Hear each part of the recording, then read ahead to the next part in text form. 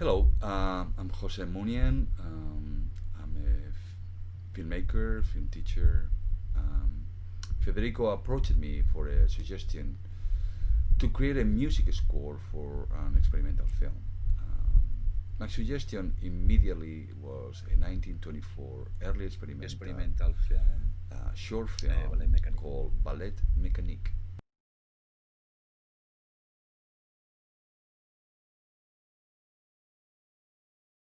It's a Dadaist Cubist art film conceived and written and co-directed by French artist Fernand Léger. Also was co-directed with artist filmmaker Dudley Murphy. Another important collaborator of the film was Man Ray, an American visual artist who spent most of his career in Paris. He was an important part of the Dadaism and Surrealism movements, and he was a renowned fashion and portrait photographer. In 1924, we're still in the silent era of film, and the beginning of this new media in Europe. Uh, Unlike United States, film was connected to the art movements of the time, like expressionism, surrealism, Dadaism, and there were more like artists making films than filmmakers making films, and there is something that still remains. A lot of the experimental films that we see, they are done by artists and not by filmmakers. Um, Ballet Mecanique has also a music score done by avant-garde composer George Antheil. However, the film premiered as a silent version in 1924 in Vienna. This is one of the reasons I recommended Ballet Mecanique to Federico, because there is a tradition on experimental films on having different versions of music scores of the same film. In the case of Ballet Mécanique, it was first premiered as a silent film, in a silent version, and in 1926 was premiered in Paris with George Antheil soundtrack, a soundtrack that kept evolving over the years, and there is different versions that you can find. Also, composer Michael Nyman did a score for this film in the early 80s.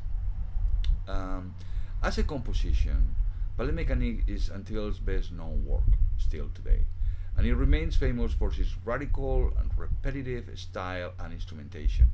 The original orchestration called for 16 pianolas, two regular pianos, three xylophones, seven electric bells, three propellers, sirens, four bass drums, and one tam tam. In the premiere of 1926, the work enraged a lot of the concert and film goers, whose repetition and experimentation, drawn by the cacophony of the music, create like a very a difficult situation during the premiere, and enrage a lot of the audience, as I said. This is an interesting phenomenon that still experimental films have sometimes this kind of quality, where people get very uncomfortable.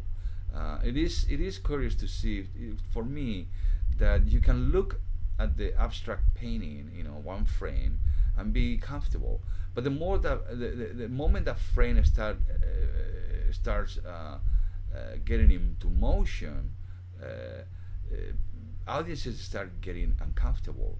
And I think one of the reasons is because when things are in motion, like a regular film, we start to look for narratives, and there are narratives that they are not there because this film don't have a narrative. And I think that's what sometimes makes you become a little bit antsy when you are looking at these films.